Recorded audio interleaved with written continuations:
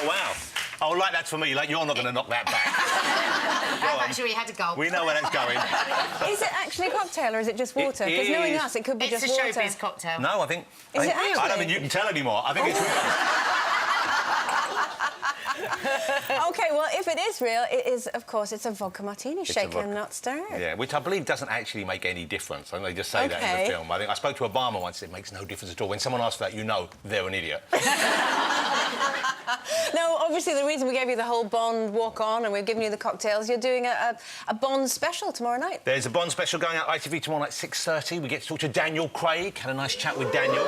And it was just the last day of filming of the whole Bond thing. So we went over to Pinewood. They had been filming in Morocco, in Rome, in Austria, all over the world, of course. Went to Pinewood, and so he was in a great mood. You know, because Daniel sometimes is slightly outspoken about Bond. We've seen that. And I think, you know, it's such an exhausting job making those films. I think sometimes he says things in jest and it's taken out of context. But he was on great form. He gave away a little, but not too much. And that's the kind of challenge making that sort of show, because you want to make sure that people feel it's worth watching. They'll find out a little bit, but you really don't want to spoil it for them. Yeah. Are you frightened of that for yourself because you're such a fan? Well, I tried to avoid... I tried to avoid watching the clips. I mean, I know a bit more about the movie than I want to know, but, you know, it's like...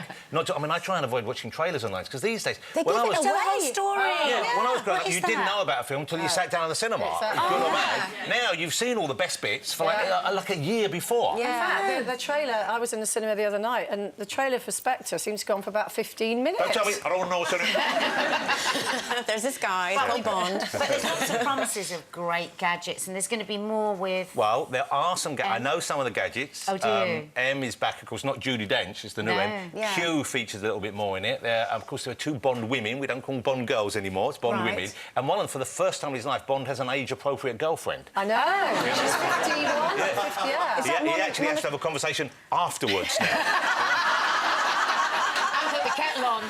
She is. Is that Monica Bellucci? Yeah. Wait, I must admit, let's face it, she's Hollywood 50, not real life 50. That's not what I look like in the morning. She's so beautiful, isn't she? She's a beautiful But you lady. are genuinely excited by Bond, aren't you? Yeah, I mean, it's literally... I'm excited about any of these big movies, and I think most of us are. You can't survive, you can't make that many movies unless there's some elements, some ingredients in it that we all respond to. Yeah. And I think it's changed over the years. You know, when they first came out in the early 60s, it was like people didn't travel abroad. Just seeing someone in a foreign country, that was worth paying to go to the cinema for. You know, now there's all those elements where you've got the action, the adventure, you've got the romance, you've also got the kind of... It's sort of wish fulfillment in a way. Not that you want to kill someone, but you want... Although maybe sometimes you do.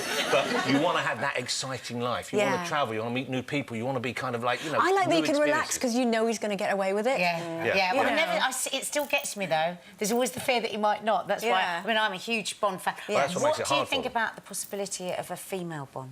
You know, I welcome a female spy completely. He's got nervous. No, but why not make it? Why not make a friend of mine writes a comic book called Velvet about a spy who kind of seems to be like the Miss Moneypenny figure, and she's overlooked. She's a bit older in the office, and then they find out when something happens, she was the #1 spy and assassin in her day, and something happens where she has to go back in the field.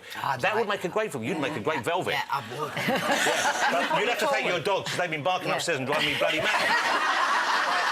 They want mummy. We're saying, whose dog's it? So it's like a pack. How many have you got? About 20? There's like so much noise of dogs. That's Hillary's. But do you know what's really funny is then you open the door, you're like, where are they?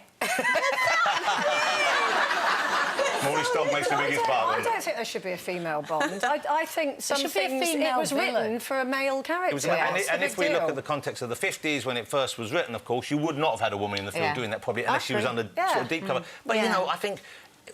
Ultimately, who are we to say? If they make a great film and it's got a great actor in who's a woman and the story plays off that and it isn't just a gimmick, then, of course, we'd go and see it and we'd love it. It all comes down to what they do in the film itself. You know, everyone's saying who should be the next Bond. You know what? I don't care, as long as it's someone good. Yeah, I don't care if it's Idris Elba or if it's Tom Hardy or if it's, you know, it could be Scarlett Johansson. Yeah, see, that's stuck here. Have another sit and calm down. What did you say? Tom Hardy.